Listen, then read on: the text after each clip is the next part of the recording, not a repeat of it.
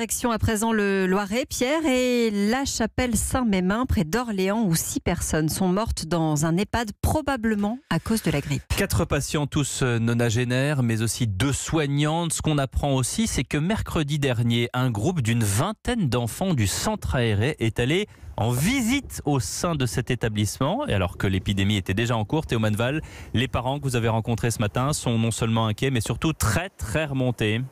Et oui, parce que le lendemain de la visite de leurs enfants, on apprenait jeudi donc le décès de 2 soignantes de l'EHPAD qui étaient déjà en arrêt maladie pour syndrome grippal. Sophie, Dieudonné et Audrey, maman d'élèves âgés de 7 à 8 ans, ne comprennent pas que la visite ait été maintenue vu la situation. Alors oui, je suis outrée parce que quand l'EHPAD sait qu'il y a de la grippe qui circule, on n'emmène pas les enfants. Ils m'ont informé le vendredi. Et le vendredi, ma fille avait de la fièvre. Elle était mise sous Tamiflu. L'épidémie était déjà en cours et le pic de la maladie était déjà à un niveau élevé. Ouais, moi, je suis en colère.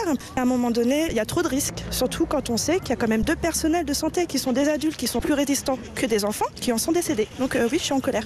Les parents ont été avertis par la mairie, vous l'entendez, vendredi soir, soit 2 jours après la visite, qu'une épidémie de grippe sévissait dans la maison de retraite et qu'il fallait être vigilant.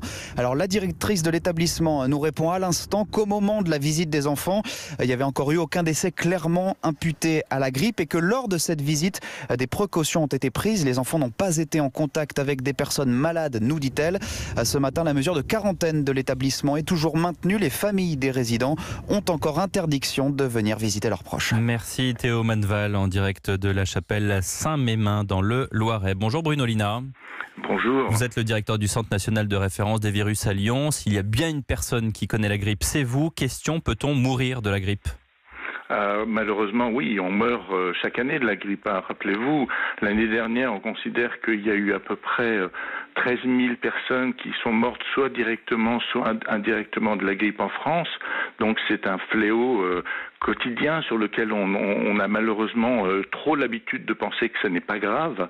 Il est vrai qu'il y a beaucoup de cas, mais malheureusement, parmi ces cas, on trouve toujours des décès. Donc ça n'est pas étonnant d'observer des décès cet hiver comme les hivers précédents. Bruno Lina, il y a 2 souches, H1N1, H3N2.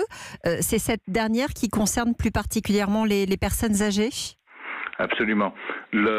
Parmi les virus, ils ont tous un petit peu leur signature. Et on sait que les virus H3N2 ont une dynamique épidémique souvent un petit peu plus importante que les autres virus, c'est-à-dire qu'ils diffusent mieux, ils se transmettent mieux, et ils touchent et ils donnent des formes graves chez les personnes âgées et les personnes très âgées. Alors, les personnes très âgées sont très fragiles d'une manière générale pour tous les virus de la grippe, mais les H3N2 sont ceux qui, quand on a une épidémie avec ce virus, ce sont ceux qui donnent souvent le plus de décès. Et cette année, elle est particulièrement violente en général, la grippe. Quel est votre constat ? Elle est très habituelle. Il n'y a rien de particulier. Chaque année, on observe comme ça, de temps en temps, une bouffée épidémique dans une EHPAD qui marque les esprits.